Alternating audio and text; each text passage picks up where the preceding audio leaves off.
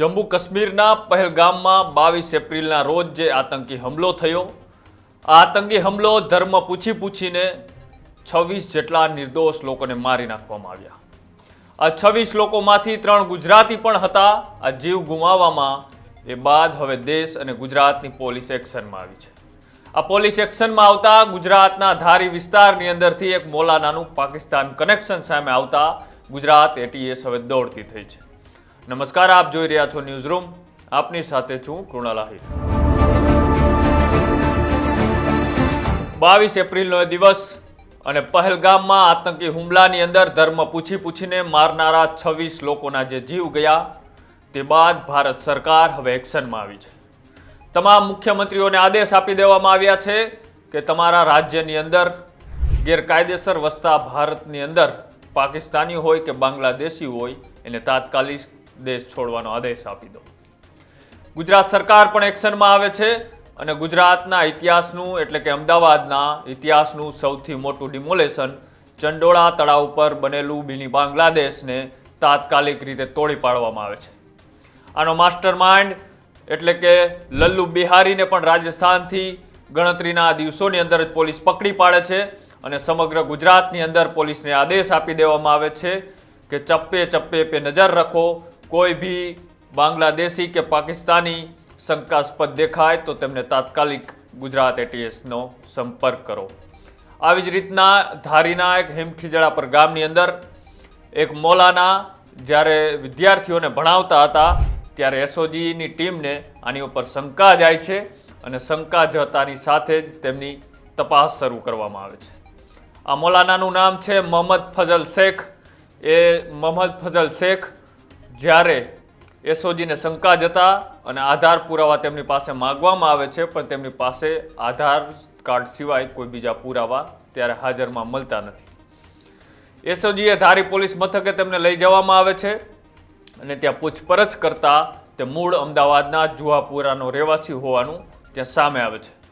પોલીસે તેનો મોબાઈલ પણ કબજે કરવામાં આવ્યો અને મોબાઈલની ઊંડાણપૂર્વક તપાસ કરતા 7 જેટલા પાકિસ્તાની, અફઘાનિસ્તાની અને બાંગ્લાદેશી ગ્રુપનું કનેક્શન એમાંથી સામે આવ્યું. આ કનેક્શન સામે આવતા પોલીસ પણ ચોંકી જાય છે અને ઉર્દુ ભાષામાં થયેલા મેસેજો અને તેની તપાસ કરતા પહેલગામ હુમલા વખતે જે પહેલાં કોઈ આની અંદરથી મેસેજ ડિલીટ કરવામાં આવ્યા છે કે કેમ તેની તપાસ પણ મૌલાનાની એટીએસ કરશે. જ્યારે આ સમગ્ર ઘટના સામે આવી ત્યારે અમરેલી એસઓજીએ મૌલાનાને લઈ તાત્કાલિક અમદાવાદ જવા માટે રવાના થઈ અને જ્યારે બપોરે એટીએસને સોંપી દેવામાં આવ્યું અને બાકીની તપાસ હવે એટીએસ કરશે. બીજી તરફ મદ્રાસાની જગ્યા કાયદેસર છે કે બિનકાયદેસર તેની ચકાસણી પણ રેવન્યુ વિભાગના અધિકારીઓ કરશે અને નકશા અને પુરાવાની તપાસ પણ હવે આગળની તપાસની અંદર શું ખુલાસો થાય છે તે રેવન્યુ વિભાગ કરશે. બાંધકામ કેટલા સમયથી છે એની તપાસ પણ અત્યારે ચાલી રહી છે અને આ સમયે જ્યારે તેમની શંકાના આધારે ધરપકડ કરવામાં આવી હતી એવા ધારી એસપી જયવીરાજસિંહ ગઢવીએ શું કહ્યું એ પણ તમે એકવાર સાંભળો.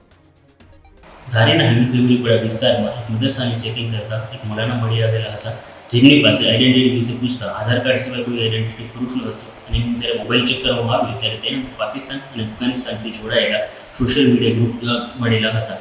આ બાબતે ધારી પોલીસ સ્ટેશનમાં ચાર્જશીટ દાખલ કરવામાં આવેલી છે અને જે તપાસ છે એસઓજીને સોંપવામાં આવેલી છે. એસઓજીએ આ બાબતે આગળ તપાસ કરતા આ મૌલાના છે જેમનું નામ મોહમ્મદ ફઝલ અબ્દુલ અઝીઝ શેખ નામ છે અને એમને જે મૂળ અમદાવાદના રહેવાસી છે અને ત્યાંના એમના આઈડેન્ટિટીના જે પ્રૂફ છે એ મળેલા છે તે તપાસ માટે અને એમના મોબાઈલની અંદરથી જે ડિટેલ્સ મળી છે તેના માટે એસઓજીની ટીમ છે એ અમદાવાદ જઈ અને આગળ તપાસ હાથ ધરી છે. ધારીના હિમખીમરીપુરા વિસ્તારમાં એક મદરસાની ચેકિંગ કરતા એક મૌલાના મળી આવેલા હતા, જેમની પાસે આઈડેન્ટિટી વિશે પૂછતા આધાર કાર્ડ સિવાય કોઈ આઈડેન્ટિટી પ્રૂફ ન હતું અને એમનું જ્યારે મોબાઈલ ચેક કરવામાં આવ્યું ત્યારે તેને પાકિસ્તાન અને અફઘાનિસ્તાનથી જોડાયેલા સોશિયલ મીડિયા ગ્રુપ મળેલા હતા. આ બાબતે ધારી પોલીસ સ્ટેશનમાં ચાર્જશીટ દાખલ કરવામાં આવેલી છે અને જે તપાસ છે એસઓજીને સોંપવામાં આવેલી છે. એસઓજીએ આ બાબતે આગળ તપાસ કરતા આ મૌલાના છે જેમનું નામ મોહમ્મદ ફઝલ અબ્દુલ અઝીઝ શેખ નામ છે અને એમને જે મૂળ અમદાવાદના રહેવાસી છે અને ત્યાંના એમના આઈડેન્ટિટીના જે પ્રૂફ છે એ મળેલા છે તે તપાસ માટે અને એમના મોબાઈલની અંદરથી જે ડિટેલ્સ મળી છે તેના માટે એસઓજીની ટીમ છે એ અમદાવાદ જઈ અને આગળ તપાસ હાથ ધરી છે.